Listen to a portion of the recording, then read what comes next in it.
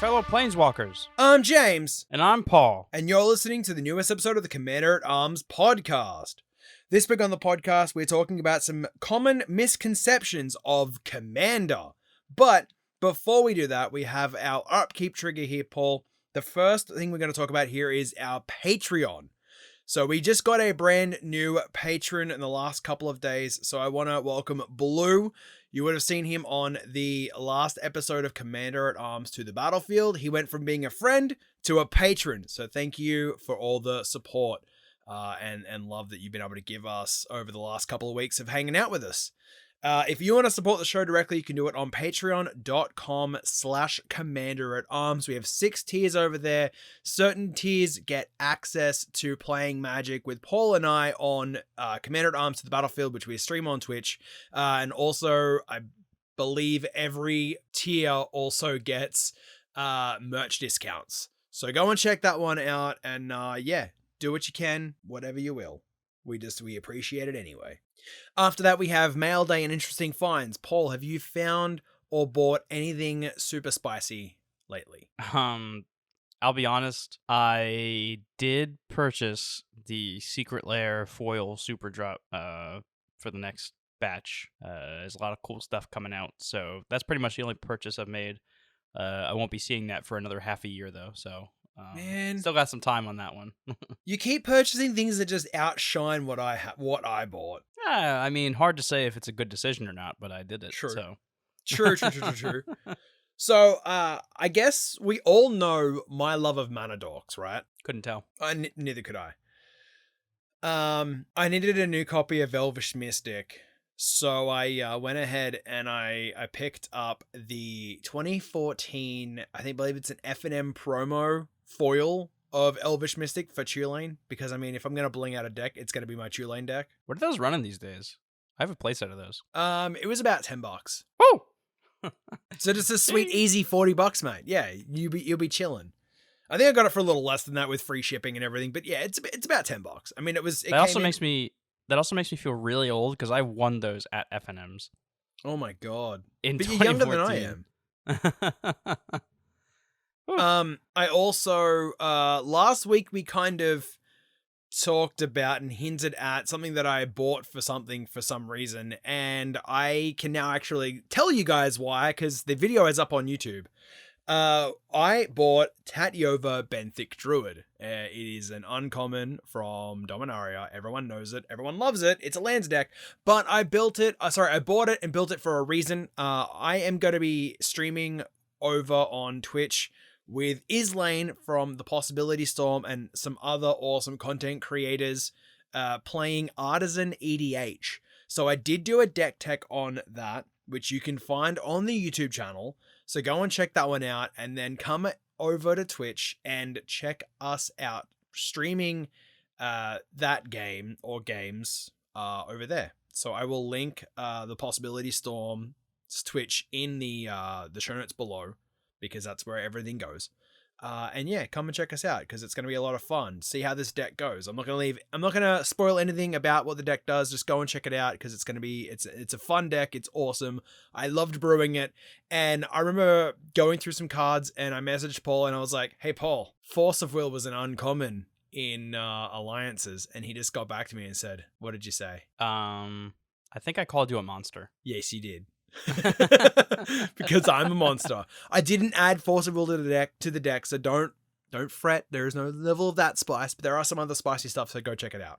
While we're talking about YouTube, over there you're going to find our newest episode of Commander at Arms to the Battlefield. That is the one featuring Elblino and Blue. Blue is our new patron. Cool dude to hang out with. So is Elblino. We've known him for a while. So yeah, go and check that video out as well. And if you like, comment, subscribe, hit the notification bell, leave a comment in the comment section below. Who do you think's going to win? Let us know in the comment section of that video. Awesome saucepan. If you're watching this on YouTube, again, just like, comment, subscribe, get our name out there, help us help you by getting more content out to everybody. If you want to watch the Commander at Arms to the Battlefield episodes being streamed live, because that's what we do, you can find that on twitch.tv/commanderatarms. Go and follow us over there as well so you don't miss us when we go live. It's usually on Wednesdays at 8:30 p.m. EST. Sometimes we've had to change it a little bit, but you'll get notified when we do go live. So you get to come out, hang out with us, play Magic with your favorite content creators, our friends, and patrons. Not to mention that we pretty much always play 2 games. At least that's been the pattern so far. Yeah. But we only post 1 on YouTube. So if you want a little bit extra Commander at Arms content, the stream is the place to be. You get to see a whole other game that nobody else gets to see. That's it. And that's 100% true. Also, drop a follow over there because we're so close to becoming affiliated with Twitch. And it would be my dream for the first month or the first maybe 2 months of streaming to become affiliated with Twitch, because that'd be awesome. After that, we have Play of the Week. Paul, have you played or thought about Magic at all in this last week? The last time I played Magic actually was our stream on Thursday, which I can't really say much about because my Play of the Week would be from the video that is now on YouTube. So if you want my Play of the Week, please consult that YouTube video. Promise me, you're not going to regret it. Promise 100%. you're not going to regret it. Sorry. I was in it, I participated, and I edited that video. And still, every time I'm like, oh, damn, that was a good play. So yeah, go and check that one out, and leave some love for Paul in that video's comment section below. All right, my play of the week was actually from the same stream, but it was from the game that we didn't air, we didn't edit, we didn't put on YouTube. So I played Taste of Karlov and proceeded to, I guess I kind of comboed off, right? In the first, 5 or 6 turns. It was the first hour of the game. Yeah, it was pretty early. I think, let's see, we start stream at 8:30, and I think the game was over by 9:45. Yeah. So, something like that. Yeah, I had an absolutely nutty... I had a nutty draw. Sorry, I had a nutty hand, and I got nutty draws. Don't take that out of context.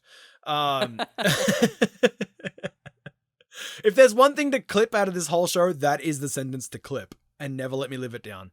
But essentially, yeah, I got to do the taster things, got to the aristocrats things. Paul was like, I swear to God, if you board wipe me right now, you just win the game, because I think you had 100 million little tokens on the board. I had over 30 goblin tokens, I think, because I had a huge Krenko that was triggering twice on attack. Yeah. And I had a Beastmaster's Ascension out that was activated, or it was online rather. And I didn't exactly wipe the board, but I did do a Fiend Hunter Sun Titan loop with being able to use my... I think I had infinite mana at that point, because I also had Pilferless Plunder on the board, and then I also slammed down Mentor of the Meek. So every time the Fiend Hunter ETB'd, I was able to trigger the Mentor of the Meek, pay 1 with the treasures that I was getting, and draw a card. I drew my library, found my my Blood Artist, and slapped it on the table and said I win. Yeah, that was pretty cool. Winner, winner, chicken dinner. It was cool what's for me. crazy is that I had attacked James with I think I attacked him with everything I had. Yeah, And it I was came down out to 4 just life. shy. Yeah, it was pretty crazy. Yeah, I was put down to 4 life, and I went, it doesn't matter because life is a resource. I'm playing black and white. I can gain all my life back whenever I want, and I did, and it was a thing. So, I guess the moral of the story is always kill James first. Even though James doesn't like being killed first, just kill James first. If All something right. looks like a threat, it probably is. That's the lesson to be learned. That is actually a pretty good lesson. All right. We've been chatting for a little bit now. We've done all of our upkeep stuff. Let's move into our main phase 1 here, Paul, and let's start talking about some of these misconceptions we have. So the first one we're going to talk about here today is this was the main one that you brought up to me that kind of sparked the ideas in both of our heads to go, this is the episode we're doing today, because we were just sitting, we were twiddling our thumbs, kind of having a discussion and having a tap 1 blue cast brainstorm moment when Paul came up with this idea. And the misconception is, if I don't spend as much money, my decks will be far less optimized, and as a result will be far worse than my opponents. This is one that I've actually heard from people. I used to feel this way too. And, it kind of spawns from the whole, if I don't have OG dual lands, my deck isn't as good. But, honestly, it's just not true. Even with the cheapest decks, you could build a deck for under $100 And you could say like, "Oh, I don't have fetch lands. Oh, I don't have dual lands." But honestly, like, just you could slam a Cultivate and a Kadama's Reach in that deck, and it'll ramp just as fast. I promise you. You will feel a very minor disparity between the power level of your decks. Now, granted, there are some exceptions, like if you're playing a CDH deck into a tribal mimic deck, maybe you might encounter a couple of problems here and there. Yeah, that's But going from like far left all the way to far right. Like that is like they're the completely polar opposites of the commander spectrum here. So maybe don't do that. But I remember having a conversation with someone just quite recently, and they were like, "Oh, this is going to be like my CDH deck, but I don't have like OG duels yet and everything." And I was like, "But do you really want like?" They're like, "Oh, they want to be pushing into the high content," and their first thing to say was, "Oh, I need OG duels to make it a high deck." And it's like, the land base isn't going to change all that much between OG duels and shock lands, or OG duels and say tapped dual lands. I mean, yes, having all of your lands enter the battlefield tapped is going to feel bad, but I mean, if you have a lot of like, we have so many like check lands, bond lands, fast lands, dual lands that come in untapped, and they're relatively cheap compared to the OG duels, which are like, I believe the cheapest one is like $500, and that's for one without blue in it. not to mention, by the way, that like there are new cards coming out several times a year. There are commanders that help facilitate more budget-based decks. Like I think my personal favorite, if I were to recommend a good budget deck to someone to build, Svella the Ice Shaper from Kaldheim is an uncommon legendary creature that ramps you like consistently. It has an activated ability to make you a mana rock, and it can help you cheat things from your deck into play by making a bunch of mana. All right. Honestly, I considered building that deck at one point just because I wanted something cheap and nice and fun to play with. I wound up not doing it, but it's definitely a good starting point that I would recommend for anybody that doesn't want to spend a whole lot of money, but still have something that is playable. You know, there's a lot of like cheap cards that are just not played because they're too expensive that you can get away with because you have a way to A, cheat them into play, or B, get enough mana to actually just flat out play them. So, you know, Svella's a good one. What's another good one that I was just thinking of? I think if you're looking for like a budget combo deck, there's Grumgully the Generous. That card is it basically, when something else ETBs, you put a +1/+1 counter on it if it's a non-human or something like that, which, you know, with Persist, there's a lot of different things you can do with that. But, you know, that's a combo that pretty much makes itself. And the card itself, again, was an uncommon legendary creature. Super cheap, super affordable, and super fun. All right, Paul, challenge if you accept. Go on. Take either one of those commanders and build an artisan deck, which means that no card can be rare or mythic. They all have to be commons and uncommons at some point in Magic's history, and put it together. I have mine, and we'll do an artisan game or artisan stream or something and just see what we can come up with. Okay. I would that might take me a little bit of time because I just put together 2 new decks, so I'm a little worse for wear here. But That's all right. I That's all right. think I could make it work, perhaps. Put your money where your mouth is, mate. See if you can do it. Put an artisan deck together. Like I said, I've got mine chilling over there in a deck box. It's actually on the deck box that with the deck that you gave me, or lent me, sorry. And yeah, we'll do an artisan stream, or we'll just play them into like regular old like games and see how they do, because mine's pretty consistent. Yours sounds like you have a pretty good idea of where you're going with it, and we'll see what we can do. I'm sure it'll be fun. Okay, all right. And like my kind of thoughts on this whole, you know, like, oh, if I don't have enough money in my deck, like if my deck isn't worth $1,000, then it can't, you know, withstand or whatever. Sorry, if my deck isn't $1,000, then it can't hold up with all those other decks. I have personally lost to quote unquote cheap decks all the time. I most recently lost to the AEC Precon with 1 card changed, and that was a land. So I lost to that with I think I was playing Tulane, And we all know what my two-lane deck is like, and I lost to it with that. Everyone lost to it. It just kept getting more and more incremental value. Somehow or other, it got out of hand really, really quickly. So it's not about how much money you spend on a deck. It's more about how much time you spend with that deck, learning the strategies, and also learning how to pilot the deck to its, most optimal way.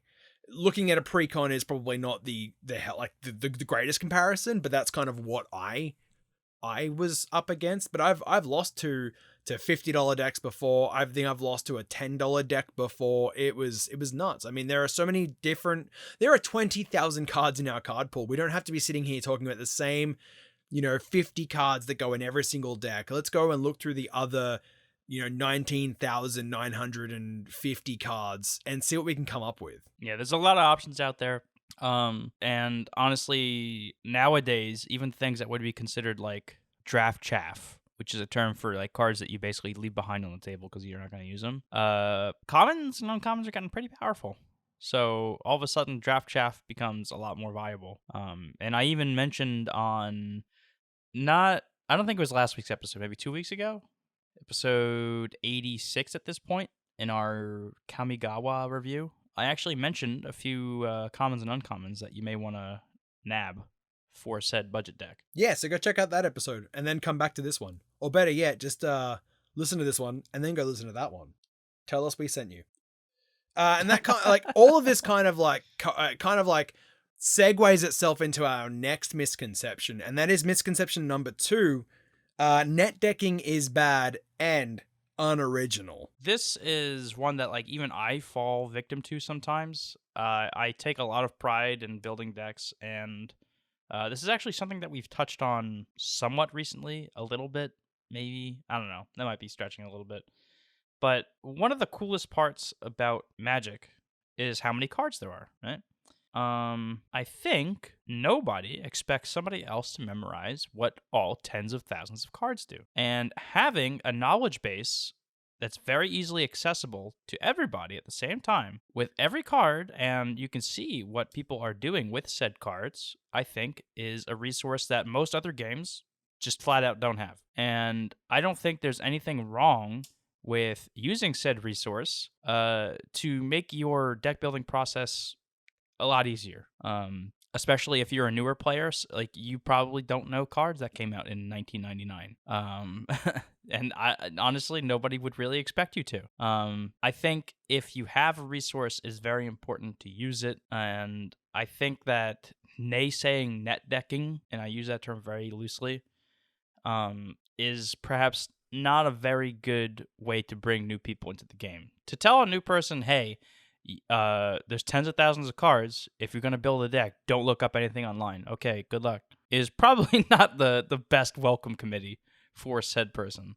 No, it's the easiest way to make that person go, I don't want to put that much time into this game. I don't have to sit here and read thousands and thousands and thousands upon cards. It becomes overwhelming way too quickly, and then there's that mentality of going, well, this is a lot of work for a hobby, let's not do it. But I mean, here you and I are, Paul. we've done it. But we do it, we do it for the show. So I mean, it kind of all comes back in circles. Net decking, we've all done it. My first official standard deck that I went to an FNM with was a net deck. It was a landfall Gruul deck that I played. And I net decked it. Not gonna lie, I didn't know exactly what to build in standard, and I wanted to get into playing with my friends. They were getting back into play, or they were getting into Magic, and I was getting back into playing Magic. And I thought the best thing that I can do is go online and see what everyone else is kind of building in the standard scene, and then put my own twist on it. And that's what I did. And I took no credit for the deck whatsoever. Whenever I would win a match, everyone would be like, oh, it's a sick deck. Yeah, cool, no worries. I'm like, yep, I didn't build it. I, got it from MTG Goldfish or wherever I found it from and just put my own little spin on it. But essentially the main theme of the deck, was found online because, that's just what happens. And I even do that to this day. When I build decks, I always have EDH Rec up and Scryfall up so that I can find the cards that I need to find for the deck. And I use EDH Rec probably differently to everybody else. I don't go there first. I always go there last. So I try to, put together the theme of the deck, the idea of the deck, how the deck is going to get to that point, and how is it going to allow me to get to that point.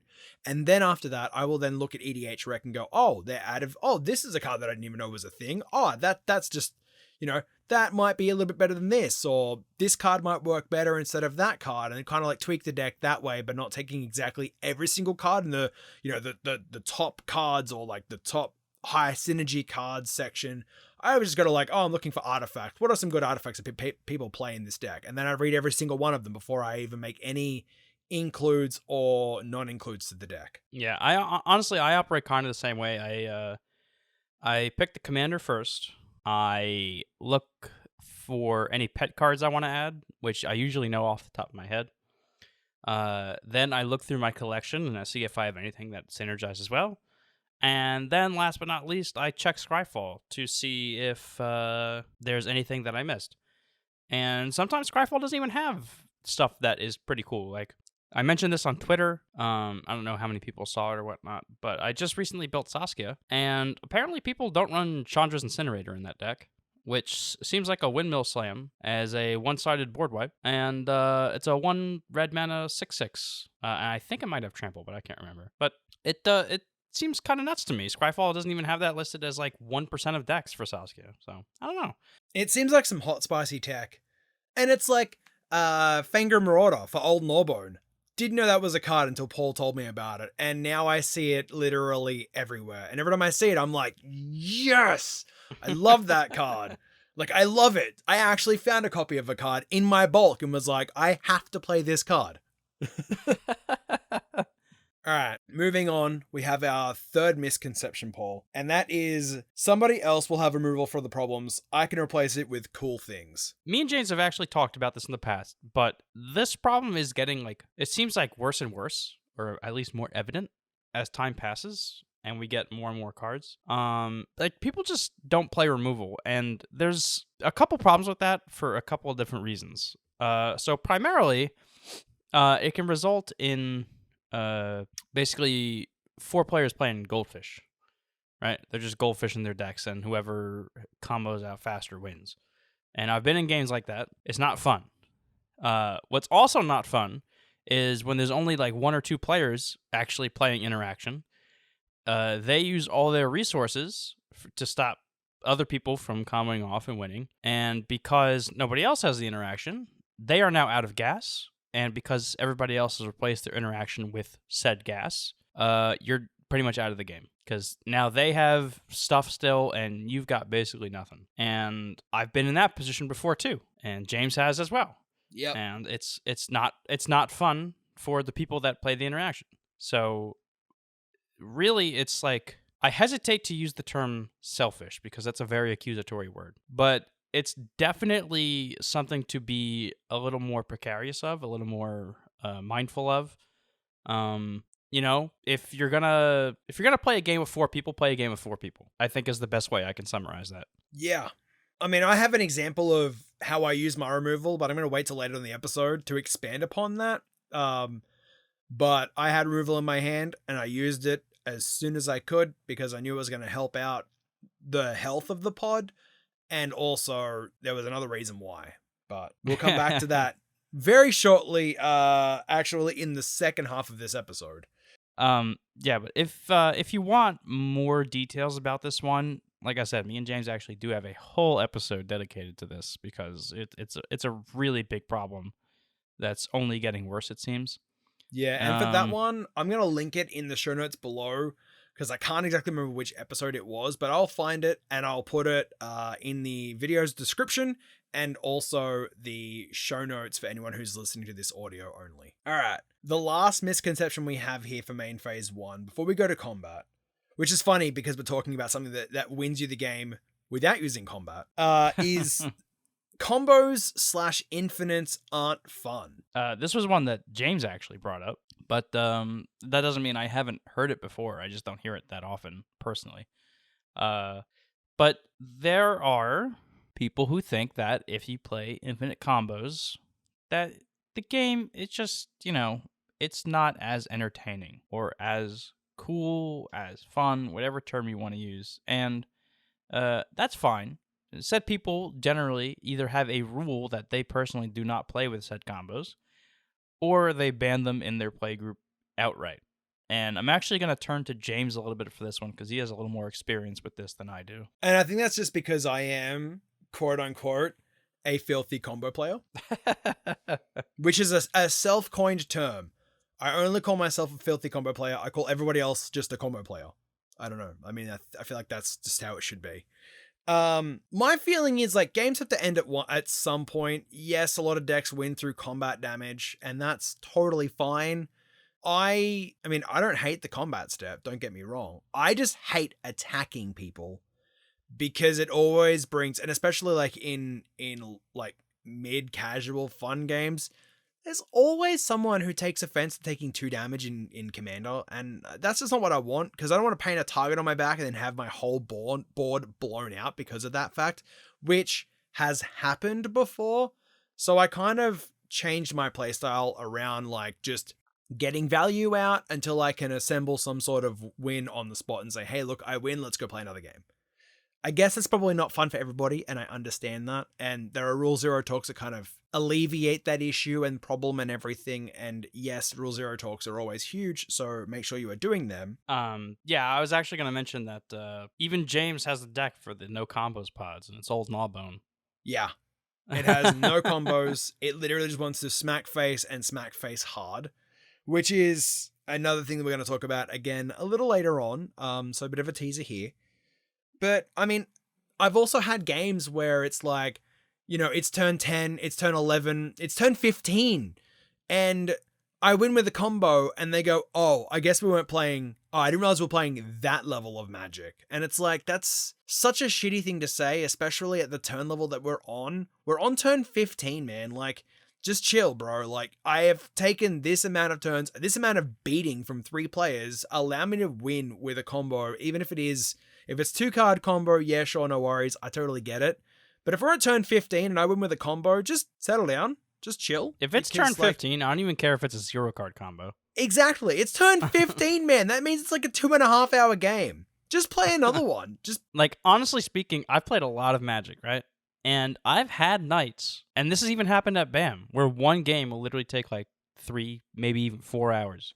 Yeah, we only played one game the whole night. One game lasted the whole time we were at BAM, and we weren't able to play a second game because of it. Yeah, and that felt awful. I hated that. That was awful, genuinely. Like, I wish somebody would have ended the game. I didn't even care if it was me. And this was going back to the days where I was only playing Magic once a week. I think, Paul, you were playing like Magic like twice a week, I believe.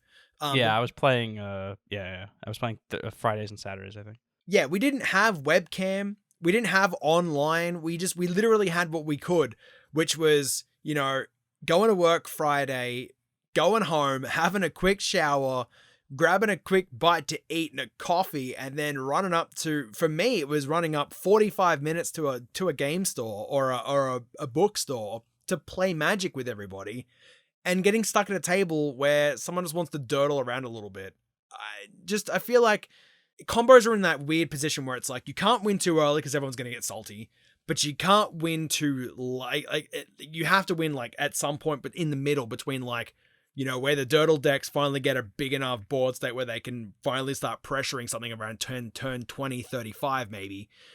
But you can't win within the first 7 turns, otherwise everybody calls your deck too strong or CDH level or high power or bitches and complains about it. So you kind of got to be in that sweet spot. I've been in games where that's happened. I've been in games where I've been in pods where it's like, we don't play against combos. We don't allow combos in our games whatsoever. So I've gone, well, that takes out about 99.9% of my decks, because at some point my decks have combos in them just to secure the win. I normally use them as I'm going to lose, or I'm coming close to losing. Let me see if I can do something about that. That doesn't require me to smack somebody in the face to then get blown out the next turn. I might be wrong, and if I am, I'm totally cool with that. I don't mind. If I'm wrong, just blow us up on Twitter at CMDR@arms, because I want to hear what everybody else is thinking about this. Are combos fun for you? Because for me, I find them incredibly fun. but I also know when and where and what point of the stage of the game I should be looking for my combos. Yeah. Not to mention that, like, even if you do have a combo deck, like, even if you play it as purely as possible, like, as honestly as possible, just, like, all your tutors go get interactive pieces, no combo pieces. There's nothing you can do if the game goes that long and you just naturally, like, come across something that wins you the game. It's going to happen. So, I don't know. To me, it feels like more of an inevitability, and really it just comes down to intent and Rule Zero talks to kind of establish, the battleground for everybody. Yeah. So the misconception of combos aren't fun, I say combos are fun if played correctly. And that's where I'm going to leave it. Yeah. And there's really nothing else I have to say about that. Like, I know my friend Alex, his Urza deck, he has no combos in there, except for one combo that we found by accident, and it is a 7-card combo that makes infinite mana. And you know what? That's quite all right. I love it. I love it so much. All right, with all that said and done, that's main phase 1. Let's pass through our combat phase here, Paul, which is funny because we just talked about combos. I am going to swing everything that I have at nobody because I'm just going to sandbag till the next turn, and I might need blockers up. So, yeah, I guess there is no real combat this turn. And with that, we're going to go hear a message from our sponsors right now. Welcome back from that ad break. We're going to get into main phase 2 here and continue talking about some of the common misconceptions of Commander. So, our first one here in main phase 2 is the misconception that land destruction and counter ramp are bad and not fun. This is actually something that I'm on record as talking about. I've mentioned it in bits and pieces over time, but land destruction and countering ramp spells are just like, I would place it in the category of resource denial. I think it's very important to note that I'm not saying that mass land destruction as a win condition is fun, because that is genuinely not fun and is not something that I advocate for personally. However, I think that land destruction to kill off, let's see here, what is the like an Urborg or a Cabal Coffers or a Boseiju who shelters all, something that just is a very oppressive as a land, or very advantageous for that player to have. I'm having difficulty speaking right now for some reason. Something that provides that player a lot of resources very quickly is perfectly okay. And I would even say that if you blow up like something simple like a basic forest or something, or a bounce land with a strip mine or a field of runes, that's also okay.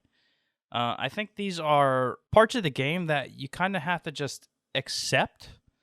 Like you played the bounce land, so you kind of got to accept that you're getting kind of counterplayed for that. And I think it's very important for low to the ground decks to be able to abuse things like that, particularly against decks that like to play rather unfairly or dishonestly. If you watch somebody play like Vintage Cube on Magic the Gathering Online, a lot of the times you will hear them say something like, this card is very good against unfair decks. And you'll note that sometimes it's just a card like Batterskull or Thalia, Guardian of Thraben, which it's funny that I mentioned that. That'll make sense later. But it's important to have resources like that whose sole purpose is to just deny other people resources, which is also a funny statement. But we'll get to that in a second. Man, we're just all about the teasers today, aren't we? I think it's a perfectly healthy part of the game. And in particular, like I mentioned specifically that Elvish Norn, that's what I meant to say. In my Elvish Norn deck, I sometimes will play an Armageddon when I have like 4 or 5 creatures on board with Elvish Norn, because I already have my win condition established. The land destruction is not my win condition. It is insurance for my win condition. Yeah, they can't remove your creatures if they have no mana, right? In most cases, yes. Might get randomly like Force of Despair or something, I suppose. Not something that comes up very often. But yeah, like I think it's perfectly healthy to be able to use these as ways of keeping people down to your level rather than coming up to theirs. Yeah, I mean, I was telling you before the show that my second deck that I wanted to actually build from scratch was going to be an Abzan style Aristocrats deck that used land destruction to stop my opponents from interacting with my ways of getting mana outside of lands. So having, you know, a lot of Saprolings to sacrifice to like Ashnod's Altar and Phyrexian Altar and other ways to get mana from maybe their hand or other ways to get, and basically other ways to get mana essentially. And yeah, it was like, and Paul's like, yeah, that's fine because your win con's on the board. You have like, you know, you get to play Magic, they don't get to play Magic. But the next couple of turns, you'll win the game. Bit about a boop, done, see you later, kind of thing. Yeah, James. That I'm glad you brought that up because I forgot. James even said like I would have felt bad playing that deck because I don't like having land destruction as a win con, and I told him, I said, your win con is on the table. It's the Gave. You know, you have something that wins the game actively on the table when you're doing that. So your win con is not the land destruction. It is literally just ensuring that you have an outlet to win the game still on the table. Very different scenarios. See, now that I have that enlightenment, that Gave deck might become reality now. Now, I'm not saying it's a good idea, James. I'm just saying, you know. I already have enough decks on the table to be able to create. I don't need to add one more.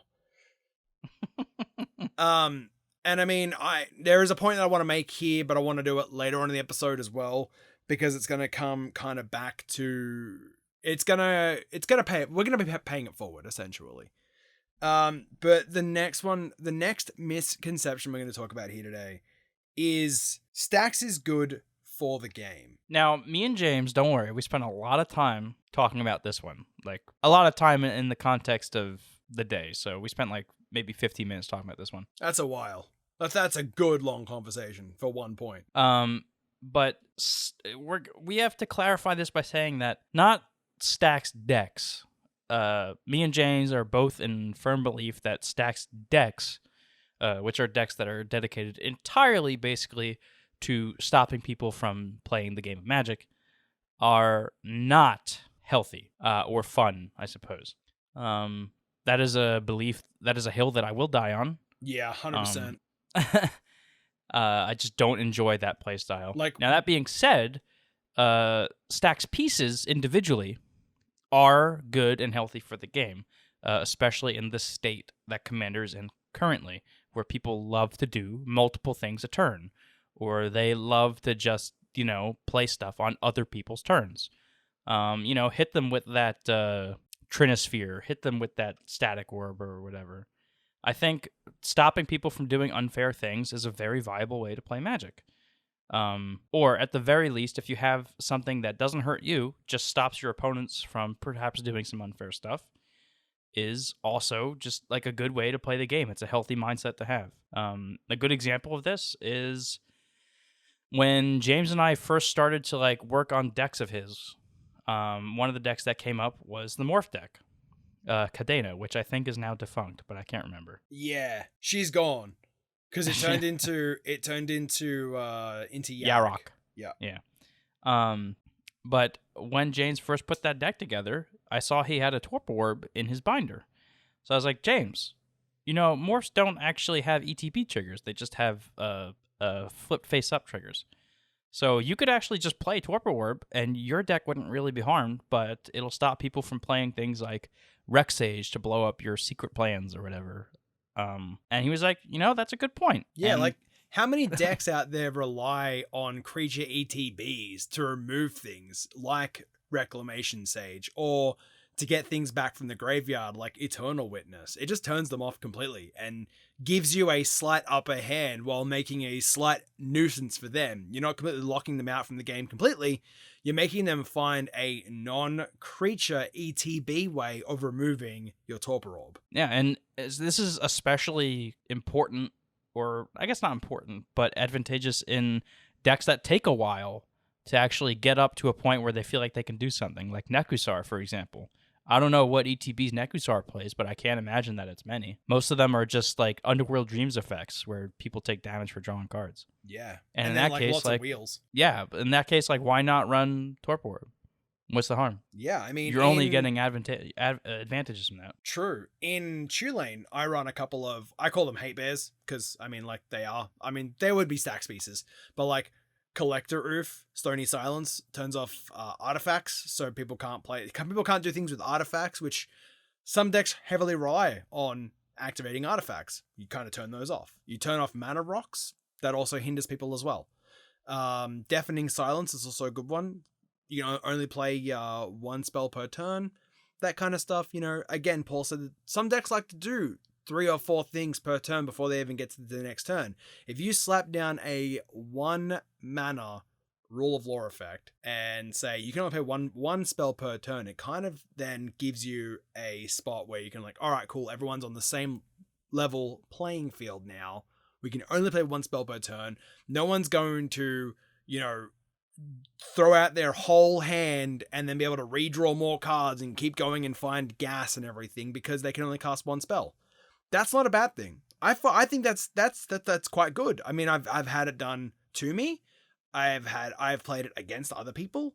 I have also had Deafening Silence kind of screw me over where I've gone to do my whole, you know, I believe Deafening Silence is non-creatures. You can only play one non-creature spell per turn. I went to combo off with a creature spell and someone countered it, and because I had already played a non-creature spell, I couldn't play my second non-creature spell, which was a counter spell, to counter them countering my creature, so I lost because of it. But at the end of the day, like that is the workaround you have to find with silence effects. Yeah, honestly, like, take a look at your decks and see how many of them can get away with running like a Torpor Orb for basically free, or a Stony Silence, Blind Obedience. Look at all your blue-white decks and say, hey, can I squeeze a Lavinia in here? Yeah, Lavinia is in a lot of my blue-white decks. It is... Yeah, that card's crazy. without even breaking it and like playing Knowledge Pool or anything, it is a lot of fun just to have there and be like, okay, if you don't pay mana for your creatures, they get counted. You can't play non-creatures over the amount of lands that you have. So people who like to, you know, crack a lot of treasures and play, you know, Finale of Devastation for X equaling 100 because they can, well, too bad, because they can't, because it only can equal to the amount of lands that they have. Yeah, seriously, look at all your decks. You'd be surprised at how many you could like squeeze in a Torpor Orb or something like that in for basically free, and just give yourself, even if it's like 1% of an advantage you didn't have before, like, it's worth it. I promise you. I 100% agree. All right, so the next misconception we have here is aggro is viable. It just doesn't look like other formats aggro. So what we mean by it doesn't look like other formats aggro is, I suppose the best way to explain it is you're basically playing a 1v1 with 2 spectators who are also playing their own 1v1 game. And by that I mean, while it feels ideal to spread damage around, you know, like keep it fun, keep it loose, keep it funky. If your deck has to deal damage to win, then it kind of just makes sense for you to keep attacking the same person. And it might feel bad at first, but like, honestly, anybody that sees that you're playing an aggro deck will understand, like, oh, okay. They're just like trying to eliminate one by one, because aggro decks don't do much when there's multiple players at the table. Which is fine. You know, I've been attacked over and over again before. I've even died on like turn 4 to infect. But like, that's just what the deck has to do. You know, it's no harm to me. I'll chill. I'll relax for a bit while everybody else plays. No big deal. It's just, that's how the deck plays. You know, it's what they got to do. And I don't know. I guess there's really not much else for me to say about that, James. You could look at aggro in 2 different lights. You've got Voltron decks, and you've got go wide, smack hard, smack fast decks. If you're a Voltron deck, yes, be hitting the same person over and over and over again until you kill them with commander damage. Because then you're one person down that you have to kill in order to win the game, because essentially that's what we're here to do. We're here to eventually win the game. Don't go into every game thinking, I'm going to win because I have the better deck. But essentially, even though we're still playing casual and we're here for fun, we're still essentially trying to get to that W. You know, we're trying to get to the checkered flag to say, yes, we won the game. Awesome. If you are the Voltron deck, you're trying to get rid of resources on the board as quickly as possible, because that's one resource that you no longer have to deal with when you're then looking at 2 other players. Don't be like, oh, I'll hit you for 7, and then I'll hit you for 7, and then I'll hit player number 4 for 7, and then you've got you got what, 6 more turns? 6 more turns to then try and win the game. Just go 1, 2, 3 on one player. Okay, cool, I've knocked you out. Yes, I know the flip side of that is that player can sometimes feel like they got targeted and they got, hounded out of the game and they got bullied on and picked on. And I understand that as well. But if that's what your deck needs to do to win, and that's the strategy that you came to the table with, you kind of got to do that and do it, mercilessly. Mercilessly. Yeah, that is the word. And I mean, I'm like, if you're a Voltron deck, I'm never going to get mad that you killed me first, because you eventually saw me as the first threat at the table. I was the deck that you were most scared of versing, because you knew that if I got ahead of you, you couldn't beat me. And that is another good point to bring up on why you should go and watch the new episode of Commander at Arms to the Battlefield, because Paul and I actually have a real-time discussion about this point on the stream. So that is the cool thing about this podcast and all the other stuff that we do here in the Commander Arms studio, is we get to actually, do what we preach, and you see it happening in our games when we play. So that's another really cool point to go and check out our streams. Without saying any more than that, but if you're a Voltron player, do that strategy. If you're a token deck, do the same thing, but yes, you will be able to spread it around a little bit more because you have more than one source of damage. If you have 10 guys or whatever, like when I play Geared wants to swing hard, fast, and to the point. I need to get as much damage around the table as possible to make sure that I win the game. How do I do that? I make sure that I can suit Geared up with evasion so that he can't be messed with, or I swing it at the player who can't block it or kill it, and then swing everything else at the players that I think are going to be the bigger threat come the end game. So I will send the most at one person, or if I see that I can kill somebody, I will take them out and then move on to the next player. Yes, it's merciless. Yes, there is no I was gonna say there's no honor in it, but there is in, I guess, war, because that's essentially what we're doing. Is it's a 1v3 and you're trying to accrue as much value and resources away from the game as possible. And that's just what I do. That's how the deck works. That's how the deck wins. If the deck doesn't do that, I don't win, and I don't get to do what the deck is designed to do. Yeah, absolutely. I just want to also point out that if you are getting beat on, there are 2 other players at the table that can maybe help you out, and that's where the art of politics comes into play. Yes. So not all was lost, Exactly. If you're getting beaten on and you can see that you're almost dead, but you can do something to kind of stop their board, but don't want to have the crackback. See if your frenemies, I'm going to call them because they are your friends, but they're also your enemies in the long run. See if your frenemies or the other players at the table will take on some of that aggro from the aggression player, or help chip down their board to where the aggression player or the aggro player can't do what the deck wants to do, which is an easy way to kind of negate the aggro Voltron strat. All right, Paul, you ready for this last one? Because it is one hell of a doozy, and probably one that people talk about a lot and that we haven't really addressed on the show before until now. And I threw it in here as a little bit of a cheeky kind of, let's add it into the end and have our love letter to a specific color in Magic. And that is, so the last misconception is, white is the worst color in Magic. So me and James kind of collaborated on this one, mainly because I think James and I actually play white in like almost all of our decks. It's my favorite color. It's my favorite color to splash into other colors, so I always have access to white. Well, I'm a true OG. I've got a mono white deck. I don't have a mono white deck as of yet, but I will be building a mono white deck in the next couple of weeks. So I'll be there with you. That aside, though, I think the biggest problem with white is that people play it with the expectations from other colors. Like blue's card draw, red's speed, yeah. I guess red's direct damage would be another one. Green's ramp, and sheer power, and blue's interactivity. Is there a color I forgot there? Oh, I said blue already. Black's interactivity. That's what I was forgetting. Yeah. And that's fine. It's just that it makes it difficult to appreciate what is unique in white, and what the cards that are good in white don't really get run because they're kind of feels bad.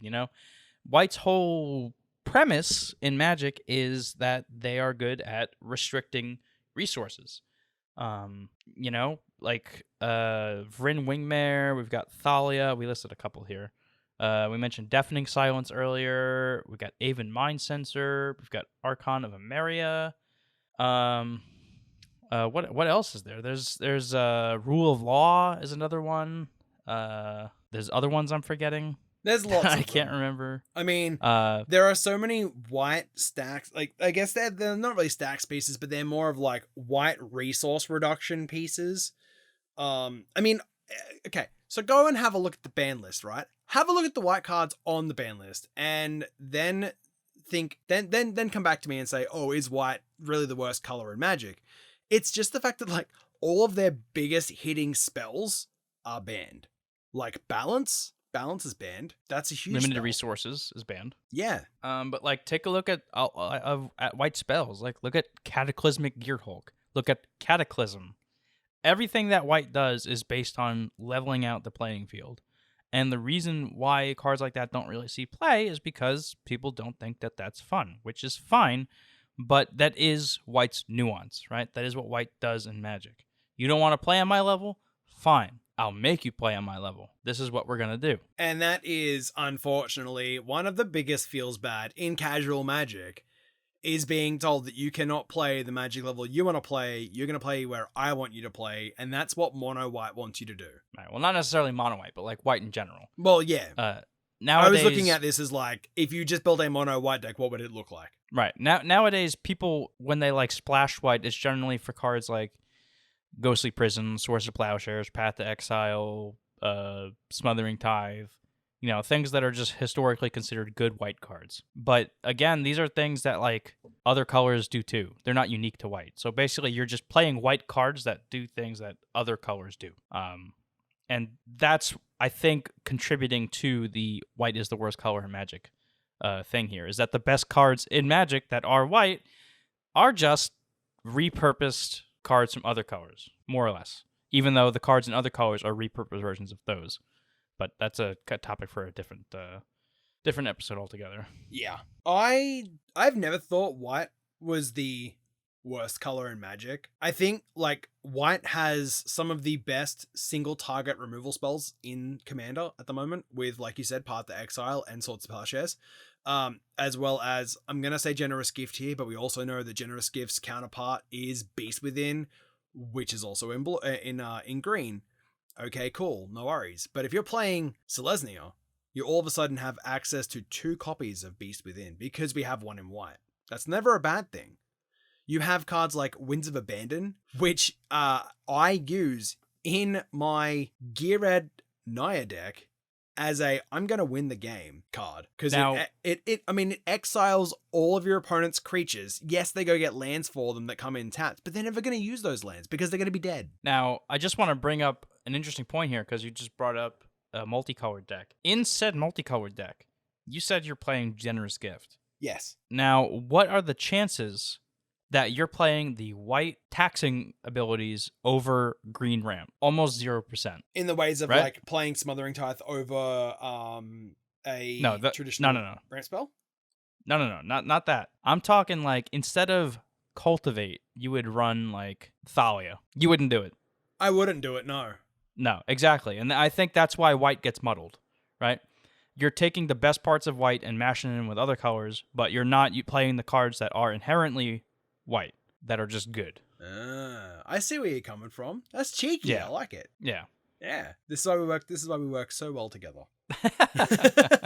I'm spicy and you're sweet.